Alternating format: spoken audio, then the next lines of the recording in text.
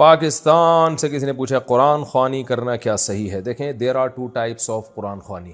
دو قسموں کی قرآن خوانی ہوتی ہے، ایک ایصال ثواب کے لیے اور ایک برکت کے لیے.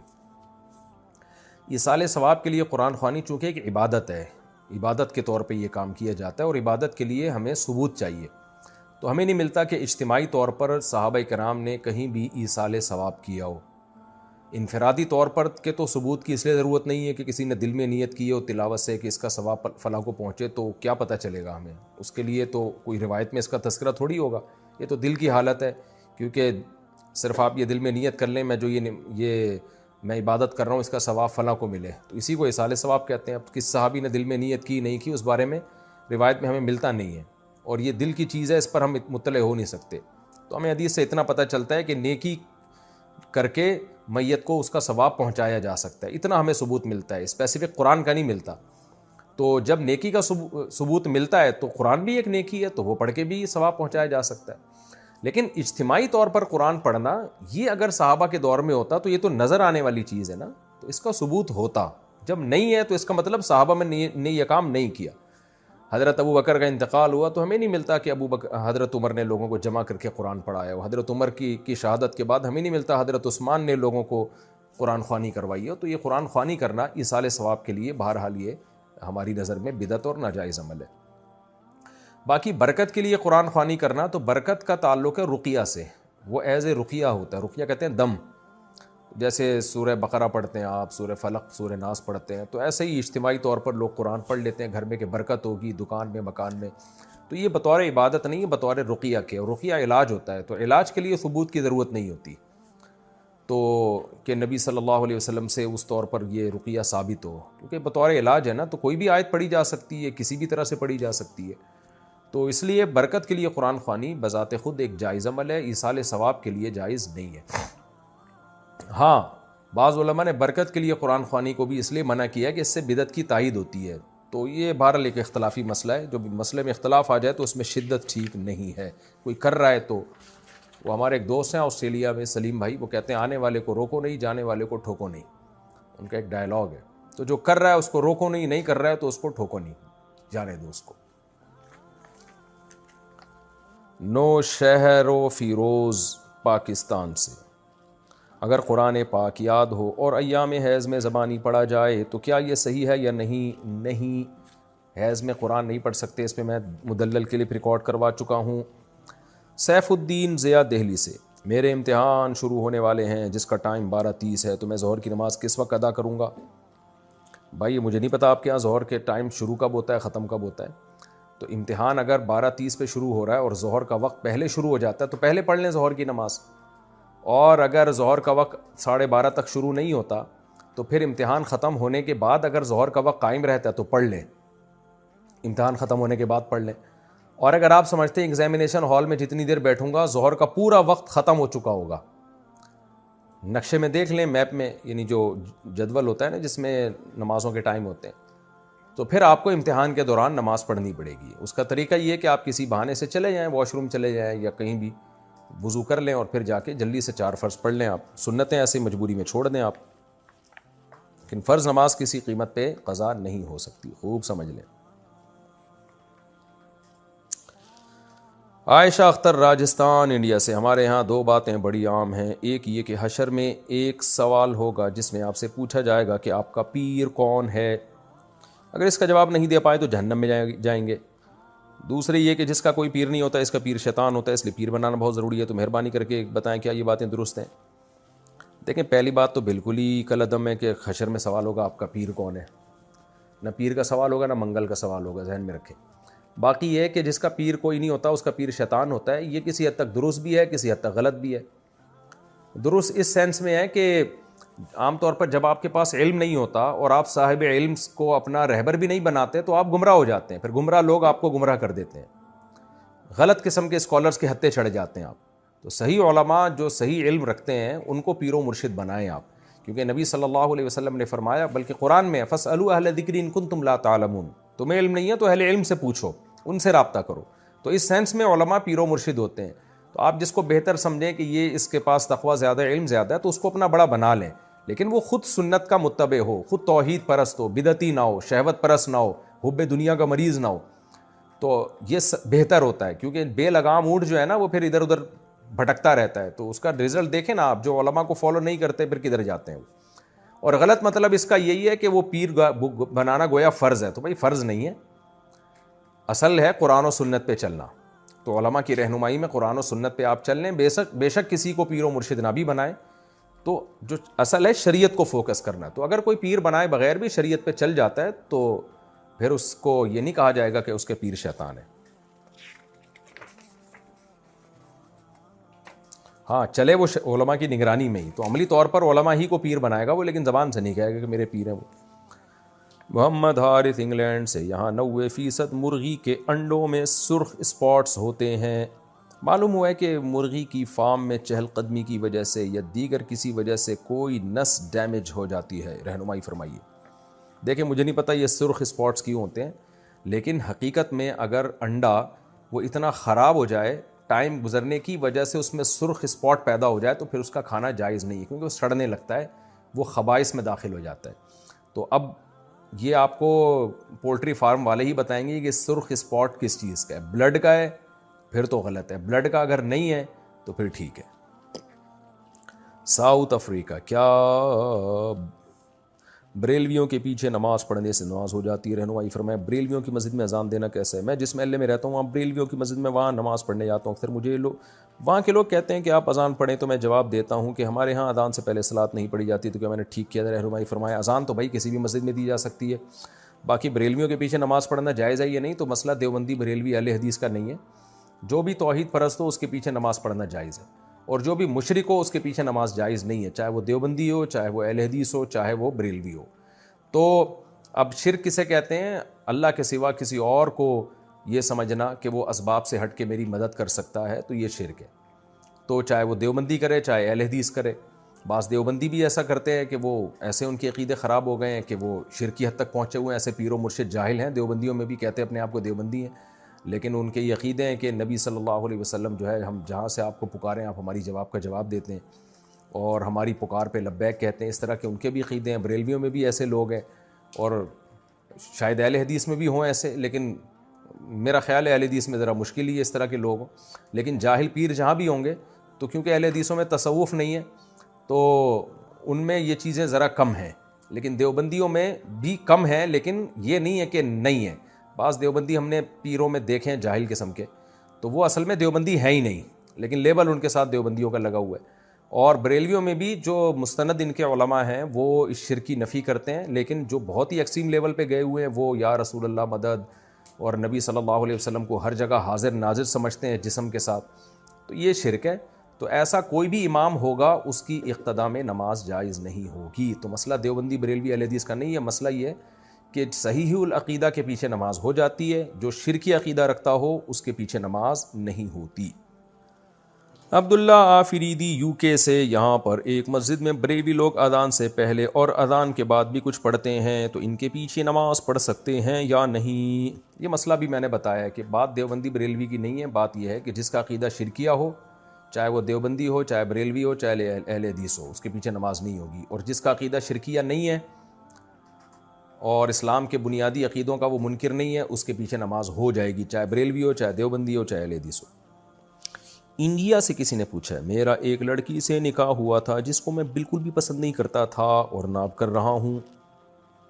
عجیب آدمی ہے بھائی، جب سے یہ نکاح ہوا ہے اس وقت سے اب تک بے سکون ہوں، میری صحت بھی بہت خراب ہے، جب بھی اس سے بات کرتا ہوں تو اور بھی بے سکونی ہو جاتی ہے، نفرت ہوتی جا رہی ہے، کسی بھی چیز میں دل نہیں لگ رہا، میرے حالات بہت خراب ہیں، دل جیسے بجھ سا گیا ہے، میرے حالات کی وجہ سے میرے والدین پر بھی برا اثر پڑ رہا ہے، میں کیا کروں؟ آپ ایک اور شادی کر لیں میرے بھائی، اس بیچاری کو آپ چھوڑیں گے تو آج کل پتہ ہے طلاق کے بعد لڑکیوں کا ہوتا کیا ہے، اور دوسری بات آپ کی غلطی ہے، آپ کو دیکھ بھال کے شادی کرنی چاہیے تھی، اگر آپ کو بالکل بھی پسند نہیں تھی تو آپ اڑ جاتے، آپ نے دوسرے کی زندگی کو اپنی ماں باپ کی بھینٹ کیوں چڑھا دیا بھائی؟ لڑکا کہتا ہے میرے ماں باپ کا دباؤ تھا، تو بھائی صاحب آپ جو ہے نا ماں باپ کے کہنے میں آ کے آپ کسی لڑکی کی زندگی آپ برباد کر رہے ہو، تو آپ کو اگر نہیں کرنی تھی آپ کہہ دیتے کہ بھائی یہ نہیں ہو سکتا، میں کسی صورت میں قبول نہیں کروں گا، دیکھا ہی ہوگا نا آپ نے یا بغیر دیکھے کر لیا آپ نے، تو اب اگر آپ نے اس کو دھوکہ دیا اور اس بیچاری کو جو ہے نا ماں باپ کے کہنے پر نہ چاہتے ہوئے بھی شادی کر لی، تو اس میں لڑکی کا کیا قصور ہے؟ تو اس صورت میں ہم کبھی بھی طلاق کا مشورہ نہیں دیتے، لڑکیوں کے ساتھ حالات بہت خراب ہو جاتے ہیں طلاق کے بعد. تو آپ کے پاس اللہ نے ایک آپشن دیا, 3 مزید شادیاں کریں آپ. اور میں انشاءاللہ آپ کو دعوے سے کہتا ہوں, جب آپ ایک اور شادی کریں گے تو اس پہلی بیوی سے بھی آپ کو محبت ہو جائے گی, کیونکہ آپ کی ایک ڈیزائرز ہیں, جو جسمانی ڈیزائرز ہیں, وہ جب دوسری بیوی سے پوری ہوں گی تو اس کو آپ اس طور پر قبول ذہن کر لے گا کہ بھئی چلو میرے نکاح میں یہ پہلی عورت ہے جو میرے نکاح میں آئی ہے. انسان کو پہلی بیوی سے اس بیس پہ بھی محبت ہوتی ہے کہ میں جب کما رہا تھا تو پہلی عورت میری زندگی میں آئی ہے, تو یہ بھی ایک وجہ ہوتی ہے. اب آپ دیکھیں نا, لوگوں کی بیوی بوڑھی ہو جاتی ہے پھر بھی لوگ محبت کر رہے ہوتے ہیں, کیوں بھائی, یہ میری جو ہے نا زندگی میری اس کے ساتھ گزری ہے.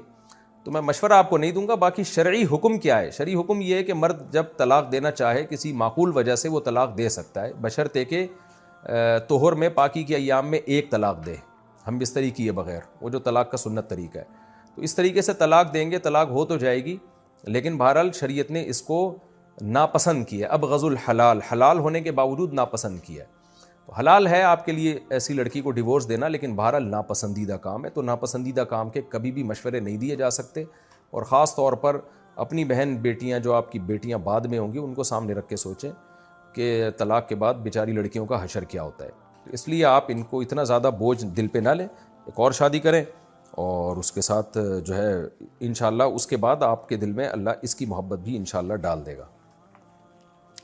انڈیا سے کسی نے پوچھا ہے, رمضان میں نفلی عبادت کرنا افضل ہے؟ نفلی عبادت کہاں کرنا افضل ہے؟ گھر میں کرنی چاہیے یا مسجد میں؟ تمام تر نفلی عبادتیں گھر میں کرنا ہی افضل ہیں. ہاں, مسجد میں بھی کی جا سکتی ہیں, بعض دفعہ گھر میں دل نہیں لگ رہا ہوتا تو مسجد میں کر لیں, لیکن افضل یہی ہے کہ نبی صلی اللہ علیہ وسلم سے جو ثابت ہے گھر میں. البتہ اشراق کی جو نماز ہے نا, اس میں جو حدیث میں آتا ہے کہ فجر پڑھ کے وہیں بیٹھے رہیں, تسبیح کریں, اور سورج جب طلوع ہو جائے اچھی طرح سے تو پھر 2 رکعت پڑھ لیں, تو وہ مسجد میں ہی ہے. اس کے علاوہ جو ہے گھر میں پڑھنا زیادہ افضل ہے, لیکن نہ کرنے سے بہتر ہے کہ کہیں بھی کر لیں, بھلے گھر میں نہیں تو مسجد میں ہی کر لیں, اس چکر میں چھوڑیں نہیں. انڈیا سے, اچھا, سعودی عرب سے کسی نے پوچھا ہے, خواتین کے لیے تبلیغی جماعت میں جانے کے بارے میں کیا حکم ہے, رہنمائی فرمائیں. ایک ہی راستہ خواتین کے لیے ڈھنگ کا رہ گیا ہے, جہاں وہ پردہ سیکھتی ہیں, جہاں وہ حیا سیکھتی ہیں, اس کے بارے میں بھی حکم پوچھ رہے ہیں. میں تو کہہ رہا ہوں یہ حکم میں اپنی بیویوں کو لے جایا کرو تبلیغ میں, میرے بھائی بہت فائدہ ہوگا. جن لوگوں نے اپنی عورتوں کو تبلیغ میں لے کر گئے ہیں ان کے گھروں میں معمولات زندہ ہو گئے ہیں, تسبیحات, تلاوت کی پابندی ہو گئی ہے, تو لے جایا کریں. انڈیا سے کسی نے پوچھا ہے, کسی نے بینک میں 1 لاکھ روپے جمع کیے اور ان پیسوں پر بینک نے اس شخص کو بیاض یعنی سود دیا. ان بیاض کے پیسوں کا وہ شخص کیا کرے گا, اس کی وضاحت کریں. غلط کام کیا اس نے, بینک میں کیوں سودی بینک میں رکھے. بہرحال اب رکھ لیا تو جو سود ملا ہے اس کو لے لے اور ثواب کی نیت کے بغیر صدقہ کر دے. عرفان صاحب ہندوستان سے پوچھتے ہیں, ہم 6 بہن بھائی ہیں اور 2 بھائی اور 4 بہنیں. الحمدللہ میری ماں اور باپ ٹھیک ہیں اور میرے ساتھ رہ رہے ہیں. میرے والد کے پاس 3 جائیدادیں تھیں, جن میں انہوں نے میری بہنوں کی شادیوں کے لیے 2 جائیدادیں بیچی تھیں, اور ان کی شادی میں انہوں نے انہیں سونا اور پیسہ اور دیگر گھریلو ضروریات جیسی قیمتی چیزیں دے دی تھیں.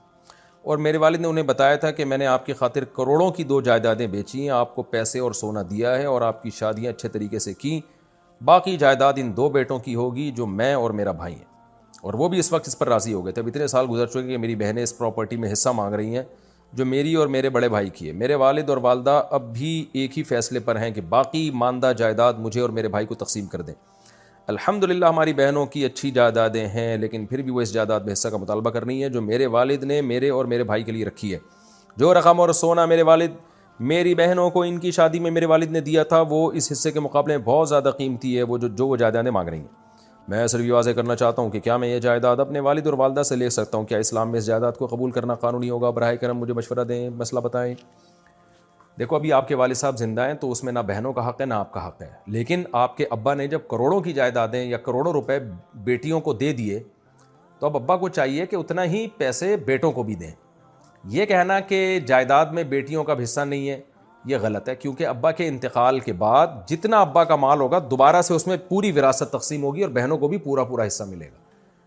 تو اب اس کا یہی حل ہے کہ ابا چونکہ ابھی زندہ ہے تو زندگی میں یہ کام کر لیں کہ جب بہنوں کو دے دیا ہے تو پھر بیٹوں کو بھی ان کا حصہ زندگی میں دے کے ہینڈ اوور کر دیں.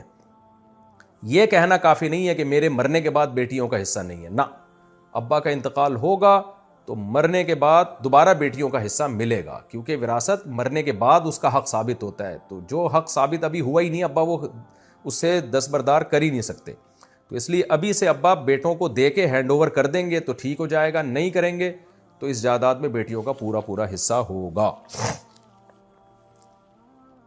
وحید احمد ضلع مستونگ بلوچستان سے، مفتی صاحب میرا سوال یہ ہے کہ کیا خرگوش حلال ہے یا نہیں؟ اکثر لوگ کہتے ہیں کہ حرام ہے، غلط کہتے ہیں بھائی، خرگوش حلال ہے، اس کی حلت حدیث سے ثابت ہے۔ خرگوش اصل میں شاید حرام اس لیے کہتے ہیں، خر کہتے ہیں گدھے کو عربی میں، اور گوش کان کو کہتے ہیں، تو گدھے جیسے اس کے کان ہوتے ہیں نا، تو شاید اس وجہ سے لوگ سمجھتے ہیں کہ یہ گدھے کے حکم میں ہے، تو لوگوں کو بتا دیا جائے کہ یہ گدھے جیسا کان ہے، خالی ہے، خود گدھا نہیں ہے یہ، تو کان نہ کھائیں آپ، باقی باڈی کھا لیں آپ۔ تو باقی خرگوش حلال ہے، صحیح حدیث سے یہ بات ثابت ہے اور اجماع امت سے ثابت ہے، کھا سکتے ہیں۔ پاکستان سے کسی نے پوچھا ہے فرض نماز میں پڑھے جانے والے نفل کھڑے ہو کر پڑھنے چاہیے یا بیٹھ کر؟ کھڑے ہو کر پڑھنے چاہیے نوافل فرض نماز کے بعد، یا کبھی بھی جب نفل پڑھتے ہیں تو کھڑے ہو کر پڑھنے میں ڈبل ثواب ہے، بیٹھ کے پڑھنے میں آدھا ثواب ہے۔ عرفان صاحب ہندوستان سے پوچھتے ہیں ہم 6 بھائی بہن ہیں، 2 بھائی اور 4 بہنیں۔ اچھا یہ تو ہو گیا مسئلہ۔ شہباز احمد بہار انڈیا سے، کیا بنا توبہ کے قضا نماز ہو جائے گی؟ کافی بار میں جان بوجھ کر نماز چھوڑ دیتا ہوں، پھر جب وقت ملتا ہے تو اس کی قضا پڑھ لیتا ہوں، جبکہ میں توبہ نہیں کرتا اور دل میں نیت بھی نہیں ہوتی کہ آئندہ نہیں چھوڑوں گا، تو کیا ایسے میں میری نماز ہو جائے گی؟ قضا کرنا نماز کا سب سے بڑا گناہ ہے، چھوٹا گناہ نہیں ہے، تو یہ ہلکی بات نہیں ہے جو آپ نے لکھ دی کہ میں نماز قضا کر دیتا ہوں۔ تو بھائی آپ نماز اللہ نہ کرے قضا ہو جائے، سچی توبہ بھی کریں اور پھر اپنے اوپر کوئی سزا بھی رکھیں، کوئی کفارہ دیں، جرمانہ دیں اپنے اوپر، تاکہ نماز قضا ہونے سے اپنے آپ کو بچائیں۔ کھانا چھوڑ دیں ایک ٹائم کا جب جو نماز آپ سے چھوٹتی ہے، تو توبہ کرنے سے باقی یہ کہ گناہ معاف ہوتا ہے اور آئندہ آپ دوبارہ سے پھر عزم کریں نماز پڑھنے کا، لیکن یہ چھوٹا گناہ نہیں ہے، یہ ذہن میں رکھیں۔ پاکستان کے نے پوچھا اگر ایک ہی کمرے میں نماز پڑھی جا رہی ہو اور دوسری طرف کوئی آواز بند کر کے موبائل استعمال کر رہا ہو، یعنی کوئی تصویر یا ویڈیو ہی دیکھ رہا ہو اور موبائل کی پچھلی سائیڈ نماز پڑھنے والے کی طرف ہو، تو کیا نماز قبول ہو جاتی ہے؟ پتہ نہیں کیا پوچھا ہے، ایک کمرے میں نماز پڑھی جا رہی ہے اور دوسری طرف کوئی آواز بند کر کے موبائل استعمال کر رہا ہو، ہاں تو نماز آپ کی ہو جائے گی، وہ پیچھے بیٹھا ہوا ہے جو مرضی کر رہا ہے، آپ کا اس سے کیا لینا دینا۔ پاکستان سے پوچھا کیا صدقے کے پیسوں کو سر کے اوپر سے وار کر دینا جائز ہے؟ ہمارے ہاں نئی دلہن جب گھر آتی ہے تو صدقے کے پیسوں کو یا مرغی کو اس کے اوپر سے وارا جاتا ہے، کیا یہ صحیح ہے؟ جہالت والی بات ہے، یہ نہیں کرنا چاہیے۔ وہ ایک یوٹیوب پہ میں نے کلپ بھی دیکھا تھا، مرغی کو اوپر سے گزارا، اس نے بیٹ کر دی، تو اور پھر مرغیاں ذبح کر کے صدقہ کرنا یہ بھی عجیب سی چیز ہے، لوگ سمجھتے ہیں خون بہنے سے بلائیں ٹلتی ہیں، تو جس غریب کو دینا ہے تو مرغی کی قیمت ہی دے دو اس کو، آپ وہ جو چاہے گا خرید لے گا، تو یہ دلہن کے اوپر سے نہیں گھمائیں، بس ویسی صدقہ کر دیں اور پیسے صدقہ کیا کریں، مرغیاں نہ گھمایا کریں۔ مسیح الرحمن حیدرآباد انڈیا سے، سعودیہ میں رہتا ہوں، فیملی کے ساتھ اس سال حج کرنے کا ارادہ ہے، مگر میرے والدین جو کہ انڈیا میں رہتے ہیں انہوں نے اب تک حج نہیں کیا، کیا والدین کو حج کرائے بغیر میں اپنی بیوی کو حج پر لے جا سکتا ہوں؟ اس کے بارے میں کیا حکم ہے؟